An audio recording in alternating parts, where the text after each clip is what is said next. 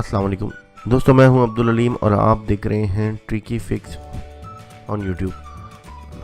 दोस्तों, आज हम ये सीखेंगे इस वीडियो में कि कैसे हम माइक्रोसॉफ्ट पावर पॉइंट को यूज़ करते हुए यूट्यूब का थंबनेल जनरेट कर सकते हैं, जो कि यूट्यूब के रिक्वायरमेंट के साइज़ के एन मुताबिक हो। मतलब यूट्यूब की रिक्वायरमेंट होती है थंबनेल के साइज़ की 1280 बाई 720 पिक्सल्स, तो उसके मुताबिक हो। और ये बहुत ही आसान तरीका है। हमें एडोब फोटोशॉप कोरल ड्रॉ सीखने की इसके लिए ज़रूरत नहीं है। अगर थोड़ा बहुत भी पावर पॉइंट पे काम आता है तो आप आसानी से काम कर सकते हैं।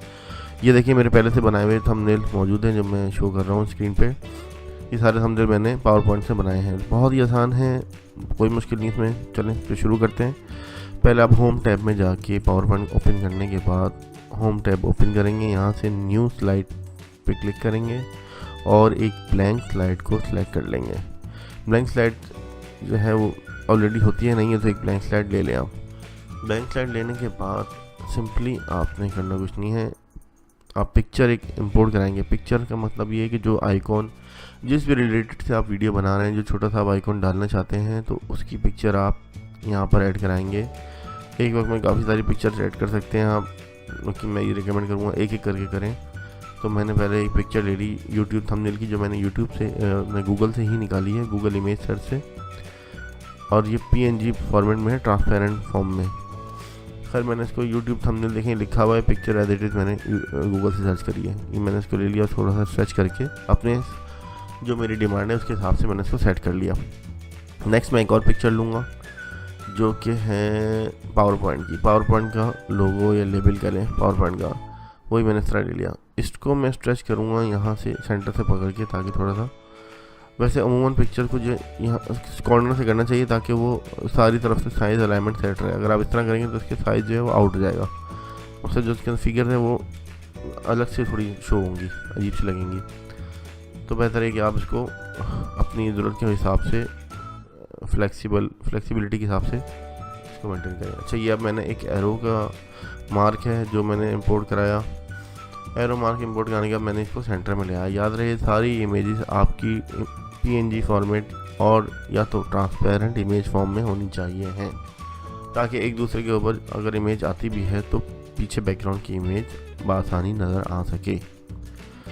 अच्छा, इसके बाद मैंने एक टेक्स्ट ऐड करना है। अच्छा, एक बात याद रहे कि जब भी हम कोई भी टूल सिलेक्शन पे जाते हैं, उसको सिलेक्ट कर लेते हैं, तो वो हाईलाइट हो जाता है। उसकी बॉर्डर जो, उसकी आउटलाइन जो है वो हाईलाइटेड शो होती है। सपोज के मैं इसको आपको करीब करके दिखाता हूँ थोड़ा सा। ये देखेंगे, टेक्स्ट टूल बॉक्स में मैंने इसको सिलेक्ट किया तो ये सिलेक्ट हो गया, हाईलाइटेड हो गया साइडों से। तो ये मतलब अब मेरा टेक्स्ट सिलेक्ट है। मैंने टेक्स्ट सिलेक्ट करके यहाँ पे लिखा 128 बाई 720 और मैंने इसको साइज़ जो है अपने हिसाब से मुझे देना था, तो मैंने इसको बड़ा कर लिया थोड़ा सा।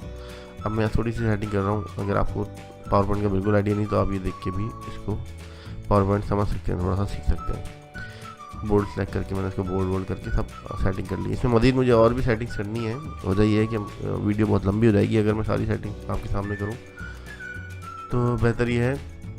अच्छा, मैंने एक प्रीवियस वीडियो में अपने एक लोगो क्रिएटिंग वेबसाइट का बताया था, कूल टेक्स्ट का पूरा वीडियो उसमें मैंने बनाई थी। तो आप उसका लिंक फॉलो करके उस वीडियो को देख के भी काफ़ी आइडिया कर सकते हैं। अगर आपको पावर पॉइंट पे वर्ड आर्ट पे काम नहीं आता तो आप जाएंगे कूल टेक्स्ट पे, एक अच्छा सा फॉर्मेट का इंग्लिश टेक्स्ट जनरेट करेंगे और उसको लाके यहाँ पे सेव करा के उसको इंपोर्ट कर देंगे। आप वो वीडियो मेरे डिस्क्रिप्शन लिंक से देख सकते हैं कि कैसे जो है कूल टेक्स्ट की मदद से इस तरह का text create thumbnail by using power point बना सकते हैं। इससे अच्छे भी टेक्स्ट हैं और भी, ये मैंने ऐसे ही बस जल्दी जल्दी बना लिया। तो ये ऐड करने के बाद मैंने इसको इस तरह यहाँ पर ऐड कर दिया। अब ये भी इमेज फॉर्म में ये भी ट्रांसपेरेंट है, थोड़ा सा ब्लर है, थोड़ा सा इसके बॉर्डर वगैरह बने हुए, सब चीज़ें यहाँ पर मौजूद हैं। अब बारी आती है जनाब सेव करने की। इसको सेव करना है हमें JPEG फॉर्मेट में। हम जाएंगे सिंपल्स फाइल में, सेव एज में जाके इसको जहाँ भी जिस भी लोकेशन में हमने सेव करना है वहाँ जाकर हम इस फाइल को सेव करेंगे, लेकिन सेव टाइप एज में चेंज करके हम कर देंगे JPEG पिक्चर फॉर्मेट होता है ये।